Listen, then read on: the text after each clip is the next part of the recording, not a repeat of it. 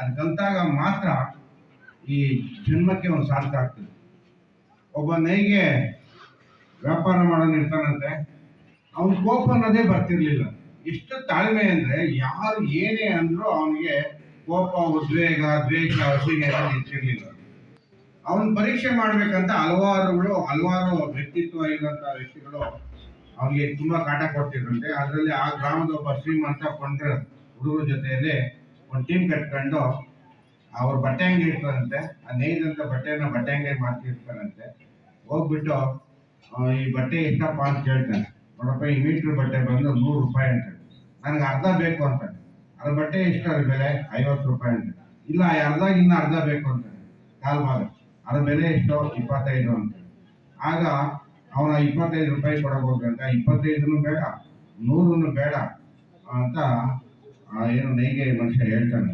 ಅಲ್ಲ, ನೀನ್ ಲಾಸ್ ಆಯ್ತಲ್ಲ, ನಾನು 100 ರೂಪಾಯಿ ನನಗೆ 25 ರೂಪಾಯಿ ತಗೋ ಅಂತ ಅವನ್ನ ಕೋರ್ಕೊಂಡ. ನನಗೆ ಲಾಸ್ ಆಗಿದ್ದಲ್ಲ.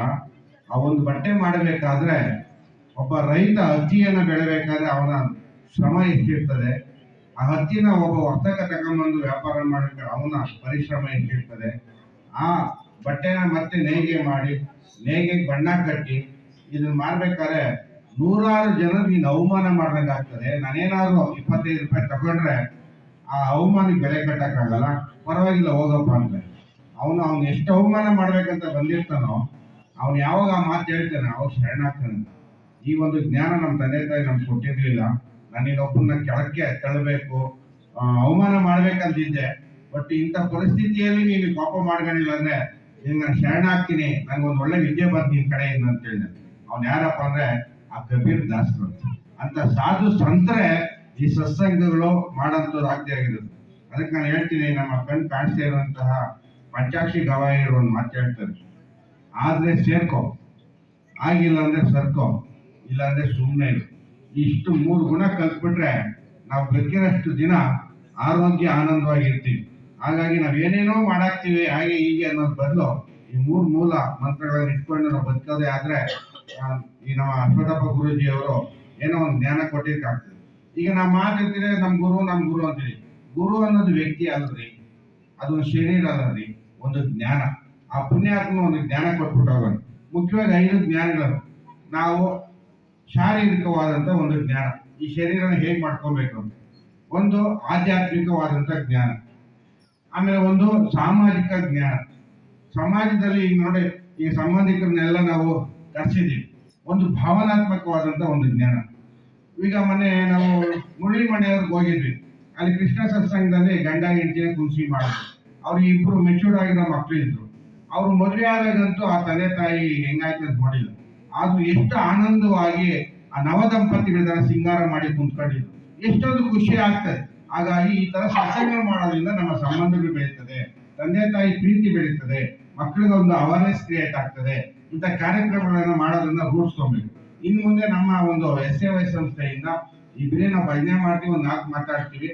ಈಗ ಕೃಷ್ಣ ಸತ್ಸಂಗ ಅವ್ರ ಖರ್ಚು ವೆಚ್ಚ ಜಾಸ್ತಿ ಎಲ್ಲ ಇರ್ಬೋದು. ಈಗ ನಾವು ಒಂದು ಅಗ್ನಿಹೋತ್ರ ಅಂತ ಮಾಡೋಣ, ಅದು ಕೇವಲ ಒಂದು 15 ಇಂದ 20 ನಿಮಿಷ. ಆ ಅಗ್ನಿಹೋತ್ರ ಮಾಡಬೇಕಾದ್ರೆ ನಾಟಿ ಸಗಣಿ, ಹಳ್ಳಿ ಮರದ್ದು ತುಪ್ಪ ಅವೆಲ್ಲ ಹಾಕೋದ್ರಿಂದ ಎಷ್ಟೋ ಕ್ರಿಮಿ ಕೀಟಗಳು ನಮ್ಮ ಮನೆಯಲ್ಲಿ ಇರ್ತದೆ. ಅವೆಲ್ಲ ಅದರಿಂದ ಮತ್ತೆ ಹೆಚ್ಚು ಆಕ್ಸಿಜನ್ ಮನೆಯಲ್ಲಿ ಉದ್ಭವ ಆಗ್ತದೆ. ಅದನ್ನ ಇನ್ಮೇಲೆ ನಮ್ಮ ಯಾವುದೇ ಮನೆಯಲ್ಲಿ ಸತ್ಸಂಗ ಆದ್ರೆ ಅದನ್ನ ಜೋಡಿಸ್ಕೊಳ್ಳೋ ಅಂತ ಹೇಳ್ತಾ, ನಮ್ಮೆಲ್ಲ ಒಂದು ಸೌಭಾಗ್ಯ ಇವತ್ತು SAY ತರಗತಿಗಳು ನಾವು ಹೆಚ್ಚು ಪರಿಪೂರ್ಣವಾಗಿ ಯಾವುದೇ ಒಂದು ವಿದ್ಯೆ ಇವತ್ತು AI ಬಂದ್ಬಿಟ್ಟು ChatGPT ಹೋಗ್ಬಿಟ್ರೆ ಯಾವ ಕಾಯಿಲೆಗೆ ಏನೇನೋ ಡಾಕ್ಟ್ರಿಗಿಂತ ಚೆನ್ನಾಗಿ ಹೇಳ್ತದೆ. ಆದ್ರೂ ಒಬ್ಬ ಸದ್ಗುರು ಸಮ್ಮುಖದಲ್ಲಿ, ಒಬ್ಬ ಸದ್ಗುರು ಮಾರ್ಗದರ್ಶನದಲ್ಲಿ, ಒಬ್ಬ ಸಾಧಕನ ಮಾರ್ಗದರ್ಶನದಲ್ಲಿ ಕಲಿತಾಗ ಮಾತ್ರ ಆ ವಿದ್ಯೆ ನಮ್ಮ ದೇಹಕ್ಕೆ ಮೈ ಕಿರೀತ ಅನ್ನೋ ಉದ್ದೇಶ ಇಟ್ಕೊಂಡು ಅಮ್ಮ ಅವರ ಒಂದು ಆಸೆಯ ಪರವಾಗಿ ನಾವು ಇವತ್ತೇನು ನಮ್ಮ ಮೂಲ ಗುರುಗಳಾದಂಥ ಋಷಿ ಪ್ರಭಾಕರ್ ಗುರುಜಿಗಳ ಒಂದು ಮೂಲ ಶಿಷ್ಯರಿದ್ರೆ ಅವನ್ನೆಲ್ಲ ಕರೆಸಿ ಕಾರ್ಯಕ್ರಮ ನೋಡಿರ್ತೀರಿ ನೀವು. ಅವರ ಸಮ್ಮುಖದಲ್ಲಿ ಈಗ ಒಂದು ಕ್ಲಾಸ್ ನಡೀತಾ ಇದೆ, ಅದ್ಭುತವಾದಂಥದ್ದು. ದಯವಿಟ್ಟು ನೀವು ಯಾರು ಮಾಡ್ಕೊಂಬಾರ್ದು. ನಾವು ಇಷ್ಟೆಲ್ಲ ಕಷ್ಟಪಟ್ಟು ಹಣ ಸಂಪಾದನೆ ಮಾಡ್ತೀವ, ಹಣನ ತಗೊಂಡೋಗಿ ಆಸ್ಪತ್ರೆಗೆ ಕಟ್ತೀರೋ, ಆನಂದವಾಗಿ ಆರೋಗ್ಯ ಕಟ್ತೀರೋ, ನೀವೇ ಡಿಸೈಡ್ ಮಾಡಿ. ಇವತ್ತು ನಮ್ಮ ಭಾರತೀಯರು ಏನಾದ್ರು ಒಂದ್ಸರಿ ಆರೋಗ್ಯ ಕೆಟ್ಟು ಆಸ್ಪತ್ರೆಗೆ ಹೋಗಿ ಏನಾದ್ರು ಅಡ್ಮಿಟ್ ಆಯ್ತು ಅಂದ್ರೆ ಅವನ ಬದುಕು ಬರಡಾಯ್ತು ಅಂತ. ಏನ್ ಬೇಕಾ ಸರ್ ಮಾಡ್ಬೋದು, ಆರೋಗ್ಯ ಸರ್ ಮಾಡೋ ಸ್ಥಿತಿ ಇಲ್ಲ. ಹಾಗಾಗಿ ಆರೋಗ್ಯ ಇದ್ದಾಗಿ ಆರೋಗ್ಯನ ಕಾಪಾಡ್ಕೊಬೇಕಾದ್ರೆ ನಾವೀಗ ಎಲ್ಲ ಕಾಮನ್ ಆಗಿ ಗೊತ್ತಿದೆ. ಈಗ 1 ಲಕ್ಷ ರೂಪಾಯಿ ಅಥವಾ 50,000 ರೂಪಾಯಿ ಕೊಟ್ಟಿರೋ ಗಾಡಿಗಳನ್ನ 6 ತಿಂಗಳಿಗೆ ಒಂದ್ಸರಿ ತಗೊಂಡೋಗಿ ಸರ್ವಿಸ್ ಅಂತ ಬಿಡ್ತೀವಿ. ನಾವು 6 ತಿಂಗಳಿಗೆ ಒಂದ್ಸರಿ ಹೋಗಿ ಒಂದೊಂದು ಕ್ಲಾಸ್ ಮಾಡ್ಕೊಂಡು ಇಡೀ ದೇಹ ಮನಸ್ಸನ್ನ ಸರ್ವಿಸ್ ಮಾಡ್ಕೊಂಡಾಗ ಮಾತ್ರ ಅದು ಭಗವಂತ 100 ವರ್ಷ ಪ್ರತಿಯೊಬ್ಬರು ಆಯುಷ್ಯನ ಕೊಟ್ಟರು. ಆ 100 ವರ್ಷ ಬದುಕ್ಬೇಕಂದ್ರೆ ನಾವು ಇಂಥ ಒಂದು ಜ್ಞಾನದಲ್ಲಿ ಇರಬೇಕು. ಆ ದೇಹ ಮನಸ್ಸು ಹದ ಮಾಡುವಂತಹ ಯಾವ್ದಾದ್ರು ಒಂದು ಯೋಗ ಇದೆ ಅಂದ್ರೆ ಅದು ನಮ್ಮ SAY ಮಾತ್ರ. ಹಾಗಾಗಿ ಅದು ವಯಸ್ಸಾದವ್ರಿಗೂ ಸರಿ, ಹುಡುಗರಿಗೂ ಸರಿ ಆ ಜ್ಞಾನವನ್ನ, ನಾನೀಗ ಹಲವಾರು ಸಂಘ ಸಂಸ್ಥೆ ಯೋಗಗಳಲ್ಲಿ ಇದ್ದೀನಿ. ದೇಹ ದಂಡ ಮಾಡೋಂಥವೇ ಬೇರೆ ಇರ್ತವೆ. ಆಮೇಲೆ ಹೈಫೈವ್ ಆಗಿರೋ ಈಗ ಮಿಲ್ಕ್ ಶೇಕ್, ಅದೇನು ಶೇಕ್ ಎಲ್ಲ ಬಂದು ತಗೊಂಡು ಸಣ್ಣ ಆಗ್ತೀವಿ ಅಂತೆಲ್ಲ ಹೋಗ್ತೀವಿ.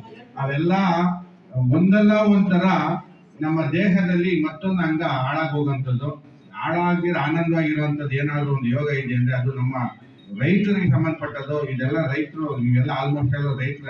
ಹಾಗಾಗಿ ಆ SSY ಅಂತ ಇದ್ದಿದ್ದೀವಿ, SAY ಮಾಡ್ಕೊಂಡಿದ್ದೀವಲ್ಲ, ಹಣ್ಣು ತರಕಾರಿಗಳಲ್ಲಿ ಆರೋಗ್ಯ ಇರ್ತದೆ ಅಂತ ನಾನು ಪದೇ ಪದೇ ಹೇಳ್ತೀನಿ. ಹೇಳಿದ್ದೀನಿ, ನಮ್ಮ 3 ರೀತಿ ಇರ್ತದೆ ಆರೋಗ್ಯಕ್ಕೆ. 20% ದೇಹ ಹದ ಮಾಡೋದ್ರಲ್ಲಿ ಆರೋಗ್ಯ ಇದೆ, ಇನ್ನು 80% ಆಹಾರದಲ್ಲಿ ಆರೋಗ್ಯ ನಿಮ್ದಿದೆ, ಇನ್ನು 80% ಜ್ಞಾನದಲ್ಲಿ ಆರೋಗ್ಯ ಇದೆ. ಆ ಜ್ಞಾನವನ್ನು ಪಡ್ಕೊಬೇಕಂದ್ರೆ ಏಕೈಕ ಆಧ್ಯಾತ್ಮಿಕ ಜ್ಞಾನ ಕೊಡೋದು ಏನಾದ್ರೂ ಒಂದು ಯೋಗ ಸಂಸ್ಥೆ ಇದೆ ಅನ್ನೋದು ಸಹಜ ಅಷ್ಟಾಂಗ ಯೋಗ ಸಂಸ್ಥೆ. ಆ ಸಹಜ ಅಷ್ಟಾಂಗ ಯೋಗ ಸಂಸ್ಥೆಗೆ ನಾವು ಎಲ್ಲ ಭಾಗವಹಿಸ್ಬೇಕು. ಅವ್ರ ಮಾತು ಇಂಟ್ರೊಡಕ್ಷನ್ ಕಲಿಸಿದೀವಿ, ಯಾಕಂದ್ರೆ ನಾನೇ ಅದ್ರ ಮೂಲ. ಯಾಕಂದ್ರೆ ನಾವ್ ಏನೇ ಒಂದು ವಿದ್ಯೆ ಕಲ್ತ್ರೆ ಪರಿಪೂರ್ಣವಾಗಿ ಕಲಿಬೇಕು. ಪರಿಪೂರ್ಣವಾಗಿ ಕಲ್ತಿರೋರ್ ಜೊತೆಗೆ ಅದನ್ನ ಕಲಿಬೇಕು. ಆಮೇಲೆ ನಮ್ಮ ಸಾರಥಿಯಾಗಿ ಆ ಒಂದು ಪಟ್ಟವನ್ನು ಸ್ವೀಕಾರ ಮಾಡಿದಂತ ರವಿ ಗುರುಜಿ ಅವರು ಮುಂದುವರ್ಸ್ಕೊಂಡು ಹೋಗ್ತಾರೆ. ನಾನು ಎಲ್ಲ ಹೇಳಿ ಸುಮಾರು ಜನ ಬಂದಿರ್ಲಿಲ್ಲ ನೋಡಿ. ಸ್ವಾಮಿ ವಿವೇಕಾನಂದರು ಅವ್ರು ಈ ಒಂದು ಆಧ್ಯಾತ್ಮಿಕ ಜ್ಞಾನ ಬರ್ಬೇಕಾದ್ರೆ ಅವ್ರಿಗೆ 33 ರೀತಿ ಕಾಯಿಲೆ ಇತ್ತು.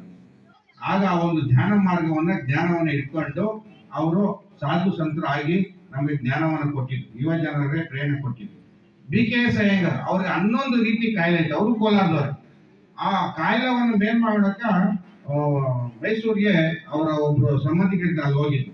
ಆಗ ದೇಹ ಹದ ಮಾಡೋದ್ರಿಂದ, ಯೋಗ ಮಾಡೋದ್ರಿಂದ ಆ ಕಾಯಿಲೆಯನ್ನು ಗುಣಪಡಿಸ್ಕೊಬೋದು ಅಂದ್ಬಿಟ್ಟು 13 ವರ್ಷ 11 ಕಾಯಿಲೆ ಇದ್ದನು ಆತ್ಮ 100 ವರ್ಷ ಬದುಕ.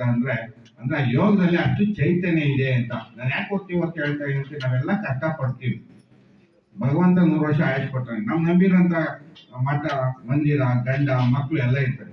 ಅವ್ರು ಇರೋವರೆಗಾದ್ರೂ ಏನಾದ್ರು ಇರ್ಬೇಕಲ್ಲ, ಅಪ್ಪ ಅಮ್ಮ ಅಂತ ನಾವು ಇರ್ಬೇಕಲ್ವ. ಇರ್ಬೇಕಂದ್ರೆ ಆರೋಗ್ಯ ಕಡೆ ಹೆಚ್ಚು ಗಮನ ಕೊಡ್ಬೇಕಂತ ಹೇಳ್ತಾ, ಹಾಗಾಗಿ ನಮ್ಮ ವೀಣಾಕ ಶ್ರೀಕಂಠನವರ ಯಾವುದೇ ಒಂದು ಕಾರ್ಯಕ್ರಮದಲ್ಲಿ ಅವ್ರಿಗೆ ಒಂದು ಅಪಾರವಾದ ಶಕ್ತಿ ಇದೆ. ನಾವು ಮಹಾಕುಂಭ ಮೇಳಕ್ಕೆ ಹೋಗ್ಬೇಕಾದ್ರೆ ನಾವೆಲ್ಲಾರು ಸೇರಿ ಬಸ್ಗಳು ಮಾಡಿದ್ರೆ ಅವ್ರೊಬ್ಬರೇ ಏಕೈಕ ಒಂದೇ ಒಂದು ಬಸ್ ಮಾಡಿದ್ರು. ಅಂದ್ರೆ ಒಂದು ಬಸ್ಟು ಜನ ಮಾಡಿದ್ರು. ಆ ಸಂಘಟನೆ, ಆ ಸೇವೆ, ಆ ಸಂಸ್ಕಾರ ವೀಣಾಕನಲ್ಲಿ ಇದೆ.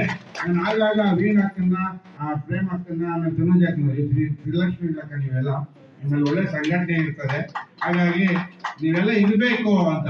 ಹಾಗಾಗಿ ಇಷ್ಟು ಜನ ಎಲ್ಲ ಸೇರಿಸಿ ಒಂದು ಒಳ್ಳೆ ಅದ್ಭುತವಾದ ಕಾರ್ಯಕ್ರಮ ಮಾಡಿದ್ದೀರಿ. ಅದ್ಭುತವಾದ ಮನೆ ತಕ್ಕಂಗೆ ಮನಸ್ಸು ಚೆನ್ನಾಗಿದೆ. ಆಮೇಲೆ ನಾನು ಅವ್ರನ್ನ ಹೆಚ್ಚು ಕಂಡಿಡಿದೆ ಅಂದ್ರೆ ಮಾಘಸ್ಥಾನಕ್ಕೆ ಬಂದಿದ್ರು ಅವರು. ನಾನು ಏನೋ ಒಂದ್ಸರಿ ಸತ್ಸಂಗ ಬಂದು ಒಂದ್ 2 ಭಜನೆ ಹೇಳ್ಕೊಟ್ಟು ಹೋದೆ. ನಮ್ ಶಿವಕುಮಾರ್ ಅಣ್ಣ ಅವರು ಮನೆಯವರು ಹೇಳಿದ್ರು, ಅಣ್ಣ ಸತ್ಸಂಗ ಆದ್ರೆ ಅಂದ್ರೆ ಬೆಳಗ್ಗೆಯಿಂದ ಸಂಜೆವರೆಗೂ ಮಾಡಕ್ ಹೇಳ್ತಾರೆ, ಮಧ್ಯಾಹ್ನಕ್ಕೆ ಮುಗ್ದೋಗ್ಬಿಡ್ತಾರೆ ಅಣ್ಣ, ನಾನು ಕುರಿತಾಗ್ನ ಸತ್ಸಂಗ ಹೋಗ್ಬೇಕಂತ. ಅಂದ್ರೆ ಅದನ್ನ ಒಂದು ಸಾಧುವನ್ನ ಅವ್ರು ಅರ್ತಿದ್ದಾರೆ. ಅಲ್ಲಿ ನಮ್ಮ ನಿಮಿಷಾಂಬ ದೇವಿಯಲ್ಲಿ ಮುಸ್ಕೊಂಡು ಟಿಫನ್ ಅಂತ ಹೋದ್ರೆ ಇವ್ರೆಲ್ಲ ಕುಣಿತಾವ್ರೆ. ಇವ್ರ್ಯಾರಪ್ಪ ಹೊಸ ಮುಖಗಳು, ಅವಾಗ ಇಷ್ಟು ಚೆನ್ನಾಗಿ ಕುಣಿತಾರೆ. ಅಂದ್ರೆ ಅವ್ರು ಏನೋ ಒಂದು ಹಿಡಿದ್ರೆ 100% ಮಾಡ್ತಾರೆ. ಆ 100% ಮಾಡೋಂಥ ಒಂದು ಗುಂಪು ನಿಮ್ದಿದೆ. ನಿಮ್ಗೆಲ್ಲ ಭಗವಂತ ಆರೋಗ್ಯ ಆಯುಷ್ಯನ ಕೊಳ್ಳಿ. ಈ ರೀತಿ ಎಲ್ಲ ಸತ್ಸಂಗಗಳು ಎಲ್ಲ ಮನೆಗಳಲ್ಲಿ ಆದಾಗ ಮಾತ್ರ ಅದು ಆನಂದ ಇರ್ತದೆ. ಇವಾಗ ನಾವು ಮನೆಗೆ ಹೋದ್ರೆ ನಮ್ ಗಂಡ ಹೆಂಡತಿ ಅಥವಾ ಮಕ್ಕಳು ಒಂದ್ ಮುಖ ಕೊಟ್ಟು ಒಂದು ಸ್ಮೇಲ್ ಕೊಡಲ್ಲ. ಇಷ್ಟೊತ್ತು ಬಂದ ಏನಿಲ್ಲ ಅಂತ. ನಿಜವಾಗ ನಾನು ಬಂದ ಹಿಂದೆ ಕುತ್ಕೊಂಡ್ರು ನಮ್ಗೆ ಎಷ್ಟು ಆತ್ಮೀಯವಾದಂತ ಒಂದು ಸ್ಮೇಲ್ ಕೊಡ್ತೀವಿ. ಆ ಸ್ಮೇಲೆ ನಮ್ಮಲ್ಲಿ ಇರೋಂತ ಒಂದು ದೊಡ್ಡ ಔಷಧಿ ಅಂದ್ರೆ ಅದು ನಗು. ಆ ನಗುವನ್ನ ಕೊಡೋಂತ ದೇವರುಗಳೆಲ್ಲಾದ್ರೂ ಅವೇ ಅಂದ್ರೆ ಅವು ನೀವೇ. ನೀನು ಕಲ್ಲು ಮುಳ್ಳಾಗಿರೋವಿಲ್ಲ. ನಾನು ಹೇಳ್ತಾ ಇರ್ತೀನಿ, ಧರ್ಮಸ್ಥಳ ತಿರುಪತಿಗೆ ಪಾದಯಾತ್ರೆ ಜೀವನ ನಡ್ಕೊಂಡು 5-6 ಸರಿ ಹೋಗಿದೆ. 2ನೇ ಸರಿ ದರ್ಶನಕ್ಕೆ ಹೋಗಿರೋದು. ಯಾಕಲ್ಲಿ ಹೋಗ್ತೀನಿ, ಹೋಗ್ಬೇಕಾದ್ರೆ ದಾರಿಗೆ ದೇವ್ರು ಹೇಳ್ತಾನೆ, ಅಲ್ಲಿ ಗುಡಿ ಗೋಪುರದಾಗಿಲ್ಲ. ಹಾಗಾಗಿ ಆ ಎಲ್ಲದಕ್ಕಿಂತ ವಿಶೇಷವಾದ ದೇವರುಗಳೇನಾದ್ರು ಇದ್ದೀರಿ ಅಂದ್ರೆ ಅದು ನೀವೇ. ಅಂತ ದೇವರುಗಳ ಜೊತೆ ನಮ್ಗೊಂದು ಸತ್ಸಂಗದ ಅವಕಾಶ ಮಾಡಿಕೊಟ್ಟಿದ್ದೀರಿ. ನಿಮ್ಗೆಲ್ಲ ಹೋಲಿಸುತ್ತಾ ನಮ್ಮ SAY ಸಂಸ್ಥೆಯ ಪರವಾಗಿ ಅನಂತ ಧನ್ಯವಾದಗಳು. ಭಾಗವಹಿಸೋದನ್ನ ಸ್ವಲ್ಪ ದಯವಿಟ್ಟು ನಮ್ಮ ಕುಟುಂಬ ಸಮೇತವಾಗಿ ಭಾಗವಹಿಸಬೇಕು. 100 ವರ್ಷದ ಈ ತುಂಬಿರುವ ಈ ಹಿಂದೂ ಸಮಾಜೋತ್ಸವದ RSS ಅಂದ್ರೆ ರಾಷ್ಟ್ರೀಯ ಸ್ವಯಂ